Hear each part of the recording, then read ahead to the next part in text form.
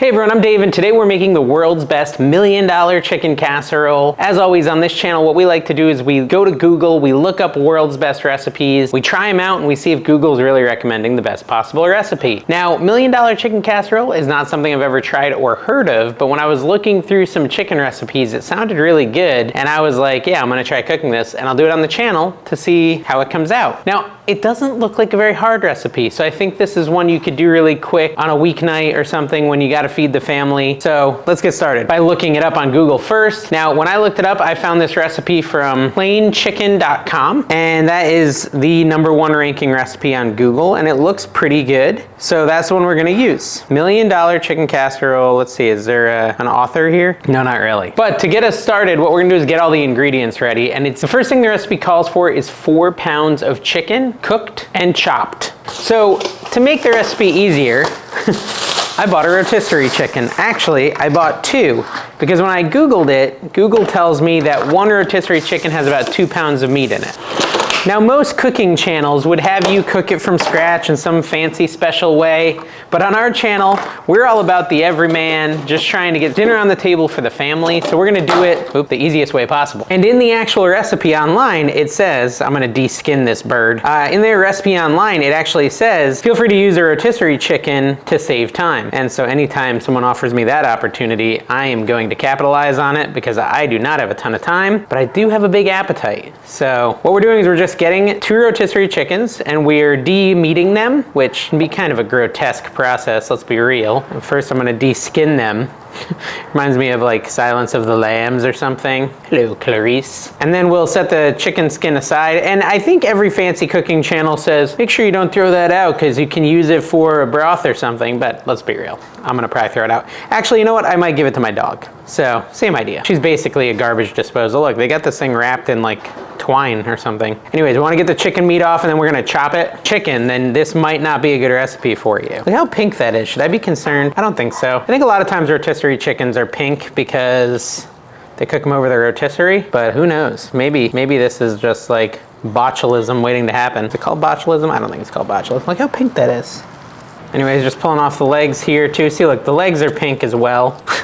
I'm sitting here wondering if I'm gonna get salmonella. That's what I'm wondering. I don't really want salmonella. You know what? If both of them look the same, we'll know it's okay because these were probably cooked at different times and everything. So you guys put in the comments, should the chicken be pink? I'll already probably be puking of salmonella if it is bad and I'll already know the answer, but for other people, I think it's fine. I think it's fine because in the rotisserie, it turns it pink because it's like smoky. Pretty sure that's what happens. But I'm not a professional cook. Have we mentioned that yet, guys? This channel isn't about being a pro cook. This channel is about trying to make a good meal and relying on Google to help get us there. So we're gonna set this aside. That's probably about 2 pounds of meat. We want 4 pounds total. This one's also pretty pink inside, although not as pink. Although as I get down in there, it gets pretty pink. Yeah, look at that. Now this is a chilled rotisserie chicken. You probably don't need to use a chilled one. It's just I bought it yesterday and I chilled it, and so that is why it's chilled. Look at how cute their little string is here.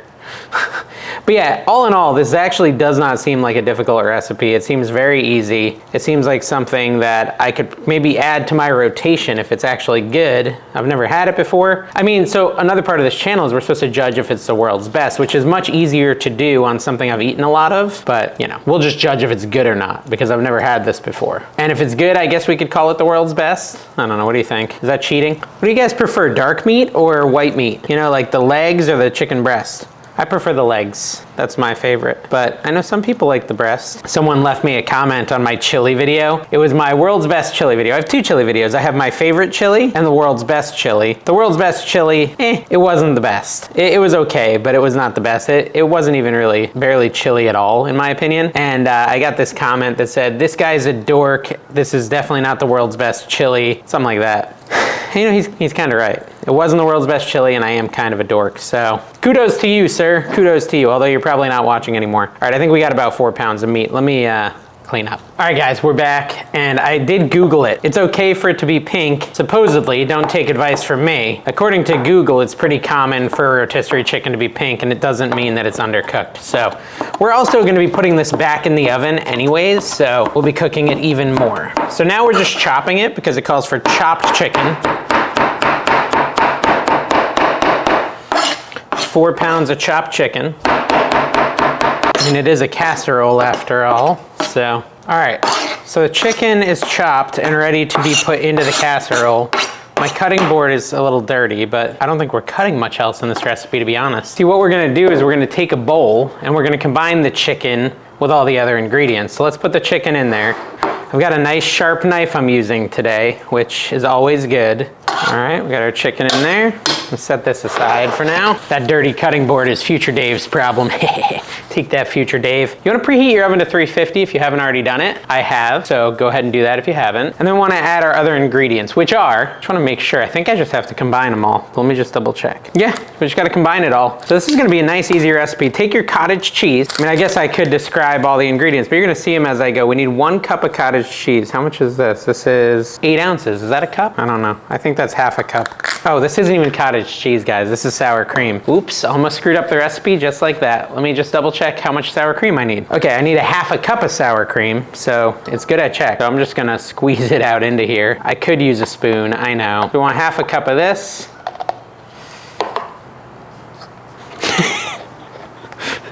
Listen, I forgot to bring a knife and a spoon out. I'll go get one so I can stop doing it this crazy way. Good news, guys. I got a cup measure. I got one of these knives, one of these knives, a fork and a spoon, and a wooden spoon. So now we're really ready to cook. So let's add our half cup of sour cream to the mix. Isn't that nice? That works way better than trying to do this with the lid of the sour cream container.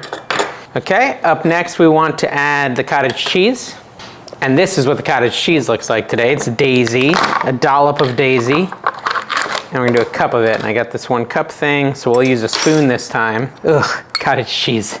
The look and consistency of cottage cheese grosses me out. Like, what are those little chunks? They look like baby marshmallows. I don't know. I've never really been able to handle it. But in a recipe, it's okay, but straight up, I can't eat it without like just being freaked out. Okay, 1 cup of cottage cheese. Kind of heaping, but that's okay. I'm sure it'll be good in this recipe. Okay, we need 4 ounces of regular cream cheese at room temperature. I've left this out for about an hour, so it's definitely at room temperature. And we're just gonna cut that into a 4-ounce bit here. Oof, this knife is not as sharp, clearly. And there we go, 4 ounces of cream cheese that we will also add to the mix. That's quite a concoction we've created here. We then want to add garlic powder and onion powder, but not very much, very tiny amount. Just a 1/4 teaspoon. I have the 1/8 teaspoon here that I'm just gonna do twice because of my inability to find the 1/4 teaspoon. This here is onion powder, is that right? Garlic powder. And then this one is the onion powder. Checking twice. Gotta find out which spice is naughty and nice. 1, 2, yeah, I am a dork. That guy's right.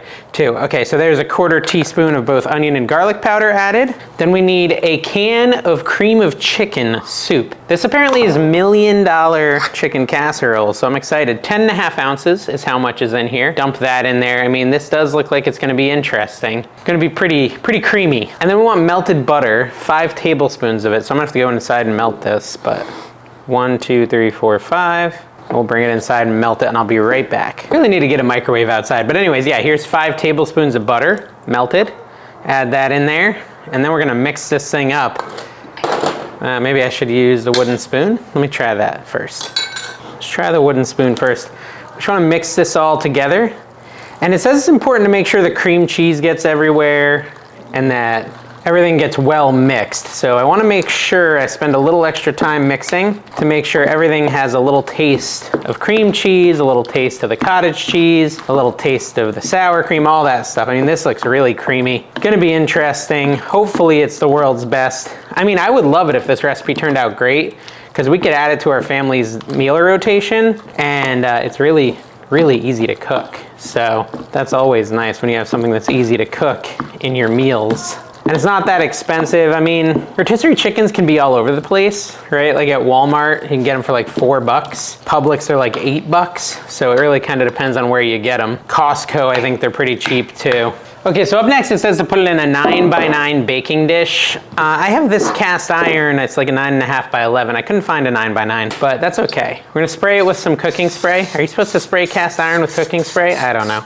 I'm doing it anyways. Worst case scenario, I trigger some people in the comments, which is not that big of a deal. All right, and then we're gonna pour this into it. Slop.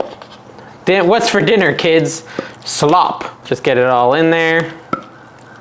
It doesn't look overly appetizing, but that doesn't mean anything. I think we all know with a casserole, it doesn't need to look good, it just needs to taste good. And a lot of times, if they're nice and rich, they taste very good. All right, so let's just spread this out on the bottom of the pan here, nice and evenly. The next step's the most fun step, so make sure you stick around for that step. It's not the cooking step, it's before that. There's something fun before that. I think I just screwed up. I just had an epiphany, hold on. I did just screw up. Okay. Well, you know, we're gonna run with it, guys, because that's what my show is. You know, sometimes we screw up and we just go with it. It's still, I don't think it's gonna be a big deal. But the 5 tablespoons of butter that were melted, we're supposed to go with the topping, not into the chicken. But I feel like a little extra butter in with the chicken, it's not gonna hurt anyone, not gonna hurt anything. It's just gonna make it more delicious. I will do the correct thing now. I'm gonna go melt another 5 tablespoons of butter and make the topping. Ay, ay, ay. You know that old saying, guys, butter makes it better. So it's all gonna be fine. So here I have my 5 tablespoons of butter, pretend I never put any in there, and Ritz crackers, a sleeve of them. We're supposed to crush these, so I'm just gonna punch them.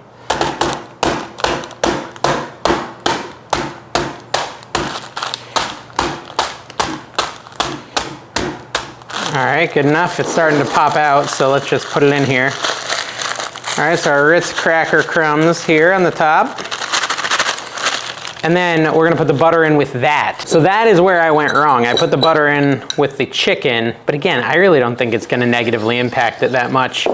It's just gonna make it better. So basically I took what Google called the world's best and I'm probably making it the world's besterest, even better. And if I like it enough, I'll make it again without the butter. Not on the channel probably, but maybe I'll tell you in a future video if it's better with or without the extra butter. But again, it can't be bad, right? This is me justifying my fail. But that's, you know, that's this channel, right? We cook like normal people and we see how it goes. So, okay, what we're gonna do now is we're gonna take this buttery Ritz cracker mix and put it on top. And I mean, I like this, guys. This is gonna be awesome.